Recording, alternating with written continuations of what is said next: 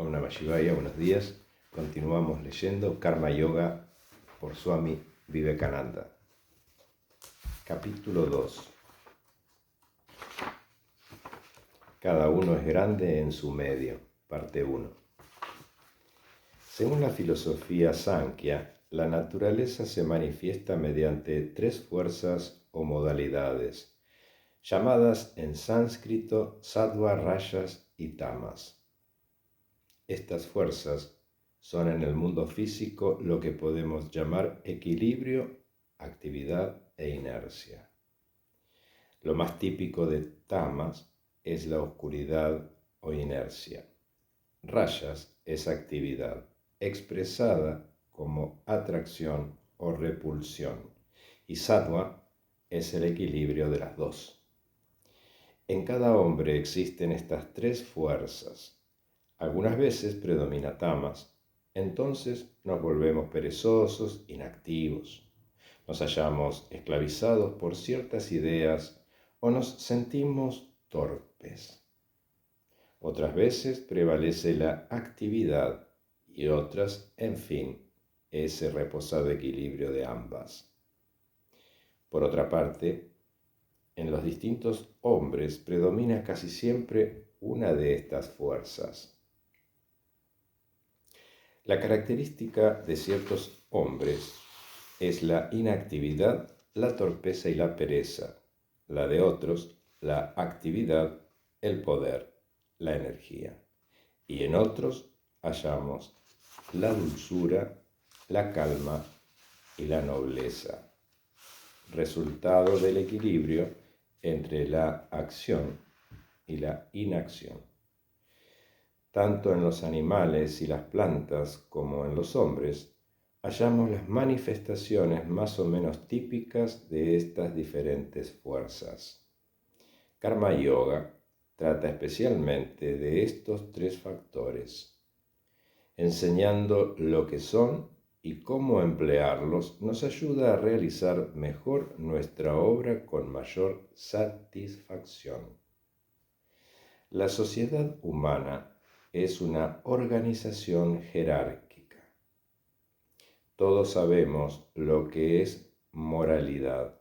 Nadie ignora lo que es deber. No obstante, es fácil comprobar que su interpretación es diferente para cada país. Lo que es moral en un país puede no serlo en otro. Por ejemplo, en un país pueden casarse los primos, en otro resulta inmoral. Lo mismo puede decirse del matrimonio entre cuñadas. En ciertos países, las personas pueden casarse una sola vez, en otro muchas veces, y así sucesivamente. Sin embargo, debe haber una regla fija universal de moralidad. Lo mismo acontece con el deber. La idea del deber varía bastante entre las diferentes naciones. No obstante, intuimos que debe haber alguna idea universal del deber. Del mismo modo, una clase de la sociedad piensa que ciertas cosas están dentro de su deber, mientras que otra clase cree todo lo contrario y se horrorizaría si tuviese que hacerlas. Dos caminos nos quedan: el del ignorante que piensa que solo hay una senda que conduce a la verdad, y el del sabio que, de acuerdo con nuestra constitución mental o los distintos planos de existencia en que nos hallemos, supone que la moral y el deber deben variar.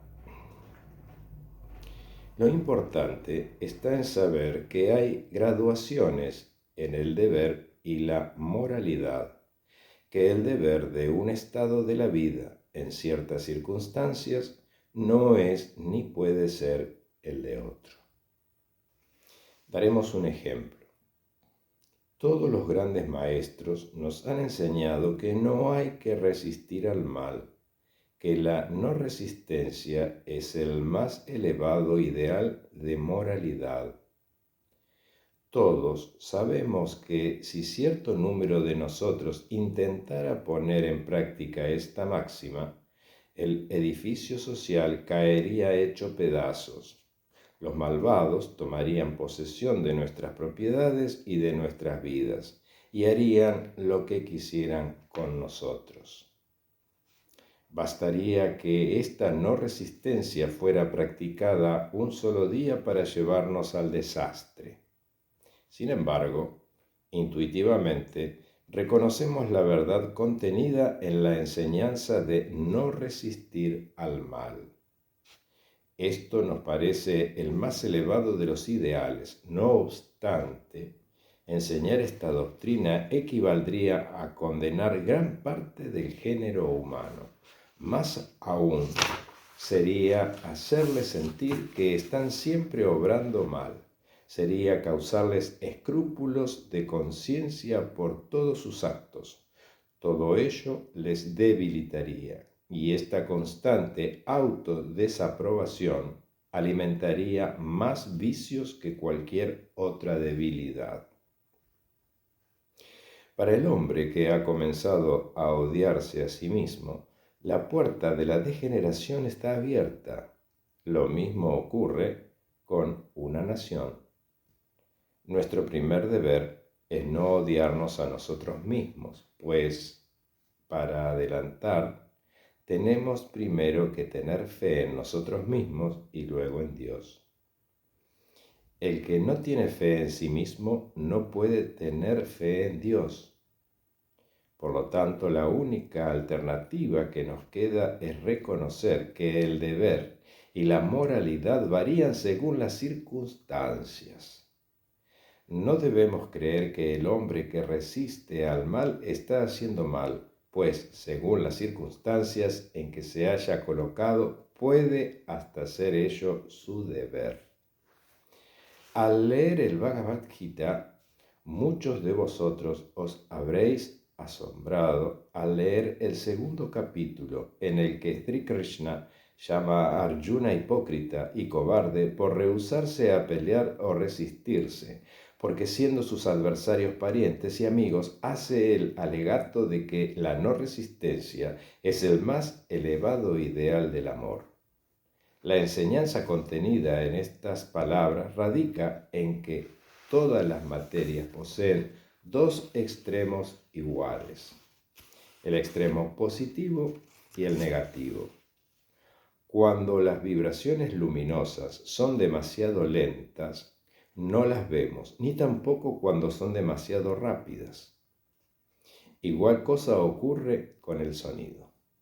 Cuando es muy bajo no lo oímos, ni tampoco cuando es muy alto. De igual naturaleza es la resistencia y la no resistencia. Un hombre no resiste porque es débil o perezoso, y no quiere resistir porque no puede hacerlo. Otro sabe que puede dar un golpe irresistible si quiere. Sin embargo, no solo no lo da, sino que bendice a sus enemigos. Aquel que no resiste por debilidad comete un pecado y por lo tanto no puede recibir ningún beneficio de la no resistencia, mientras que el otro cometería un pecado si ofreciera resistencia. Buda abandonó su trono y renunció a su posición, lo cual fue una verdadera renunciación. Pero no puede haber renunciación en el caso de un mendigo que no tiene nada a qué renunciar. Así pues, debemos ser siempre cuidadosos acerca de lo que en realidad queremos decir cuando hablamos de esta no resistencia y de este amor ideal. Ante todo es necesario que veamos si tenemos el poder de resistir o no. Entonces, si lo tenemos y renunciamos a él y no resistimos, estamos haciendo un gran acto de amor. Pero si no podemos resistir y sin embargo tratamos de engañarnos con la creencia de que somos guiados por motivos del más elevado amor, estamos haciendo exactamente lo contrario. Arjuna se tornó cobarde en presencia del poderoso ejército que tenía contra él, su amor. le hacía olvidar su deber para con la patria y su rey. Por eso le dijo Sri Krishna que era un hipócrita. Tú hablas como un sabio, pero tus acciones te denuncian como un cobarde, por lo tanto levántate y lucha. Tal es la idea central del Karma Yoga. Karma Yoga es el hombre que comprende que el más elevado ideal es la no resistencia y además que esta no resistencia es la más alta manifestación del poder cuando se lo posee. Y también que la resistencia al mal es solo un paso en el camino que conduce a la manifestación de este poder, es decir, la no resistencia. Mientras no haya alcanzado este ideal, el deber del hombre es resistir al mal. Debe trabajar, debe luchar y resistir con toda la fuerza de que sea capaz. Solo entonces, cuando haya obtenido el poder de resistir, será una virtud la no resistencia. Om Namah Shivaya.